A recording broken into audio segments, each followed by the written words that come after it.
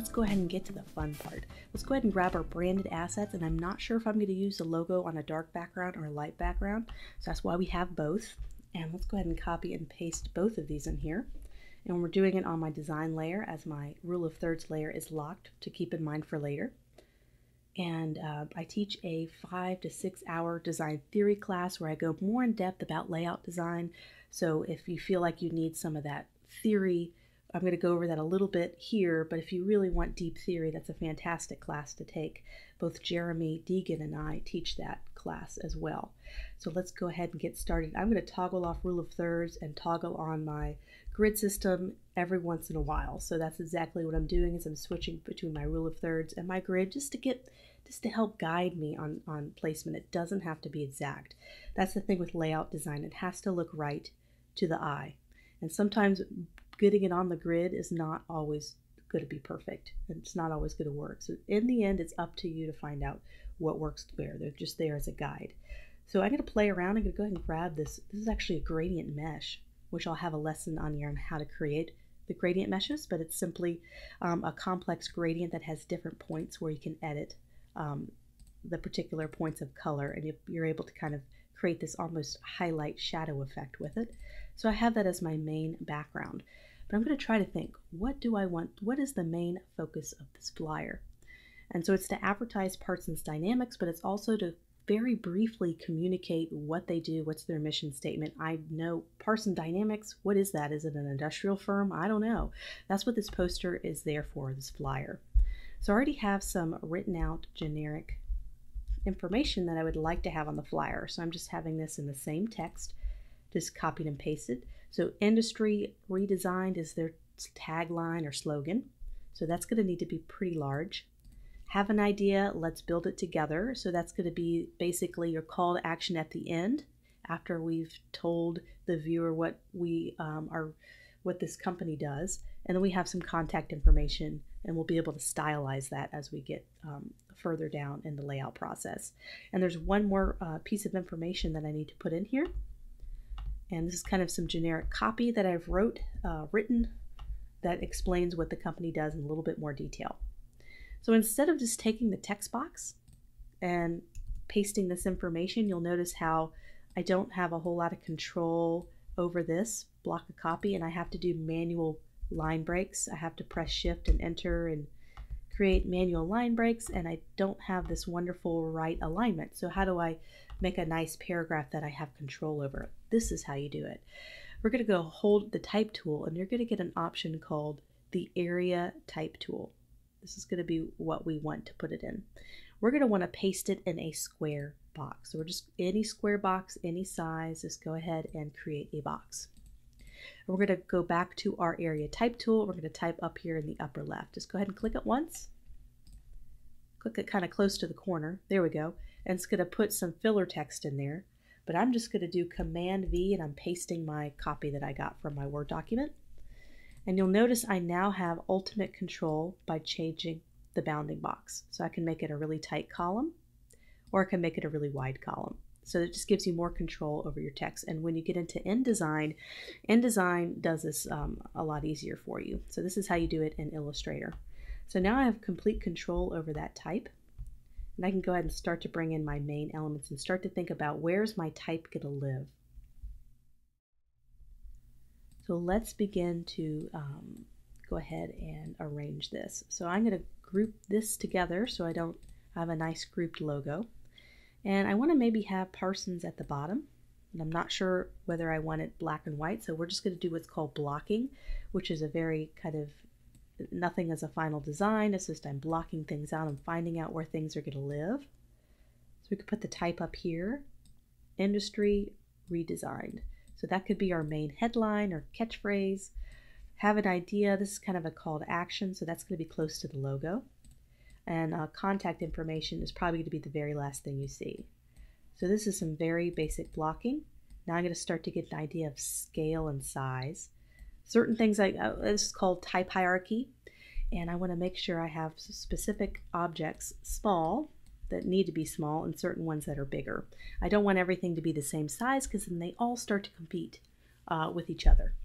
So industry redesign can be fairly large.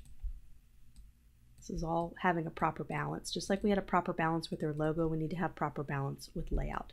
We have our main photography, which let me release the clipping mask. I'll show you how to do all that here in a minute. So I have this kind of generic photo of a group, but we may need to incorporate multiple images to make this flyer work. We'll get to that in a minute. I'm going to go ahead and switch all of this off. I'm just going to bring this back to how the image originally was.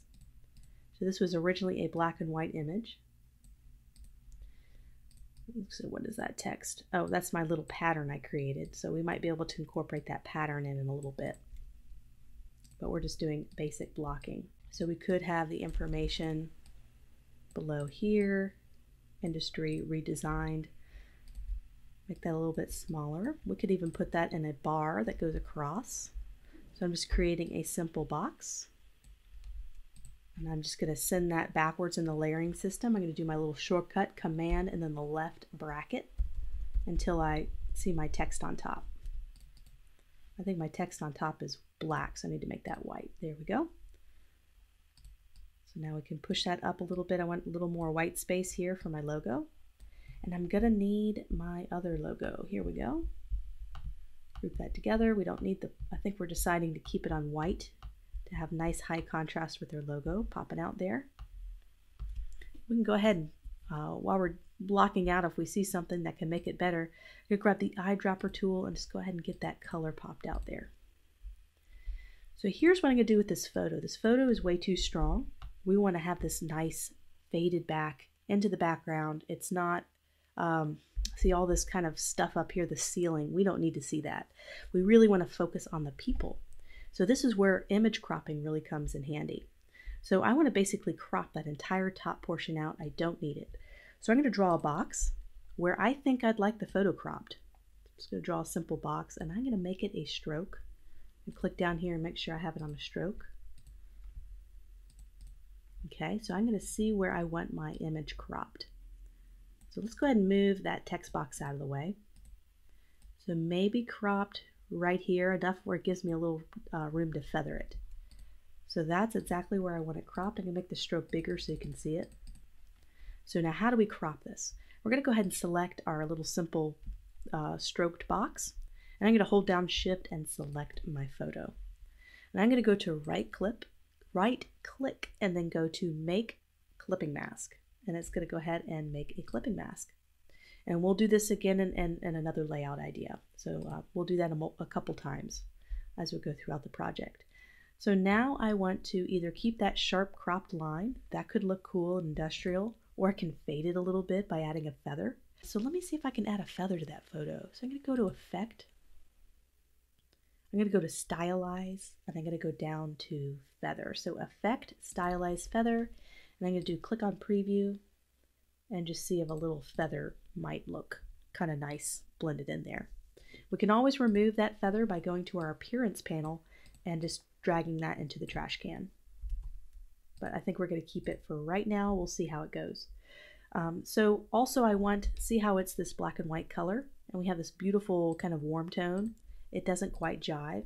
How do I get this photo to match kind of this nice brown color?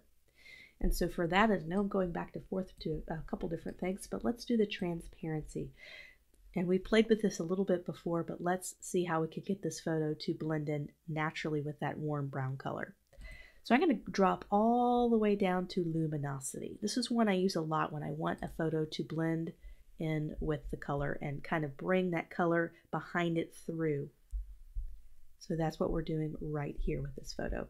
And I want to have a little bit more of an emotional connection with this poster. I don't want to see a ton of people zoomed out. So let's zoom in a little bit more on these faces so we can have that emotional connection with the viewer. So let's zoom in on our photo. Even if that means a couple people get cropped out, sometimes that's just what happens. We can't always include everybody. They will understand unless a client has a preference and wants to include everybody. But for that high emotional impact, we really want to zoom in on those people's faces. They're really having a conversation, they're planning, they're getting stuff done. So I'm going to go ahead and remove that feather for right now so I can get an idea of my photo. So right now I'm going to send this backwards into the layering system. I'm going to do my little shortcut and do Command left bracket to send it backwards. till it gets behind some of these elements. There we go. And let's say I've cropped a photo. Let's go ahead and move that texture out of the way. We crop that photo by doing right click and doing a clipping mask. But how can I edit that clipping mask so I can bring it down a little bit further? We're going to get our direct selection tool. I'm going to go over here to this corner. I'm just going to kind of click it once and drag, and I'm able to kind of change where my photo is cropped with the clipping mask. I'm just bringing that all the way down here so it's cropped right at that whiteboard in the background. Make sure that's evenly aligned. Great, so we're starting to see a poster come together. It's not even close, but at least we're blocking it out and we're getting a good idea of where we think things should go. So we're going to go ahead and apply the grid system next to see how we can kind of shift some things around to make it a little better.